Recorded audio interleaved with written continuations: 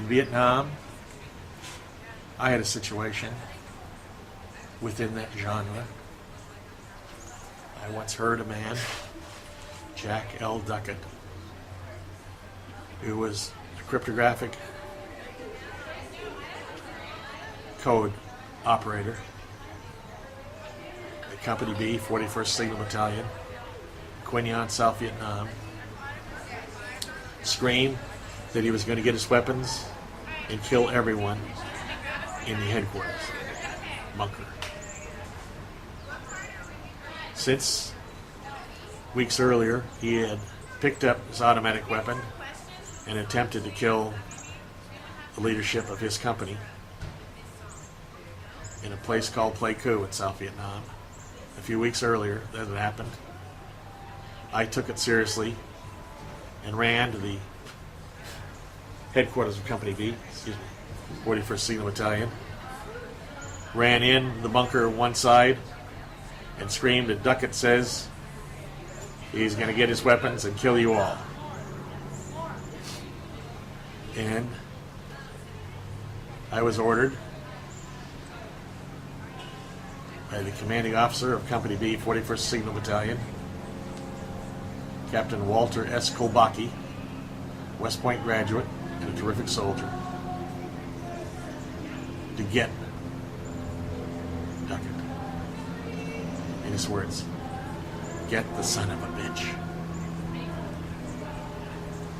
And I ran out to head him off on a way I suspected that he would come to kill all the members of the headquarters at Company B, 41st Signal Battalion in Quy Nhon, in their bunker. I was successful in anticipating his route through no great act of detective work, but simply listening to the Doppler effect of his screams as he headed towards the command center. I had ambushed him, screamed for him to freeze.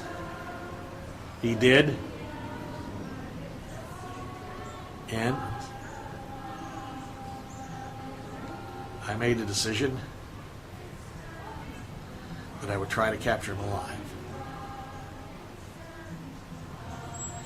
And I put down my weapons, including the .45 that I had pointed directly at his chest, at center body mass, as he came to a stop when I screamed to freeze. I started to walk toward him unarmed to try and talk him down, because I knew he had gone insane. And he was screaming at me that he was going to kill me now, along with everybody in the command center. And as I slowly slipped closer to him, I saved my life, maybe that of others, by just intuitively screaming, "Jack, your mother will find out you killed American soldiers. Your mother will find out, Jack. You killed American soldiers." And that brought him up short. And he started screaming at the top of his lungs, "Don't you talk about my mother. Don't you talk about my mother." But I continued to talk about his mother at the top of my lungs. "Your mother will find out, Jack. What is your mother going to think? That you've killed American soldiers." And under that ruse, I was able to slip near enough to scream, "Don't shoot," while looking up at the top of another bunker. And he glanced by force of human nature to look up at the top of the bunker. And as he did, I tackled him, took him down, subdued him, cut off strips of his own uniform, and bound him hand and foot because he was totally insane.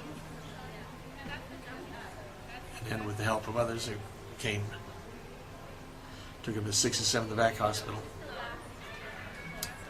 where he was confined for a number of days under sedation and then shipped out under guard to Letterman General Hospital, I thought, in the United States. But what actually occurred is that somewhere along the line, someone in the chain of command of the United States Army had two guards accompany him all the way to North Carolina, where he came from, and set him loose, dishonorably discharged from the United States Army without any medical care. That's one incident, but I'd seen enough by April 18th, 1970 to know the nature of the danger I was putting myself in, and I voluntarily did it for my country. I knew nothing good would come from it for me, but I did it because I took an oath.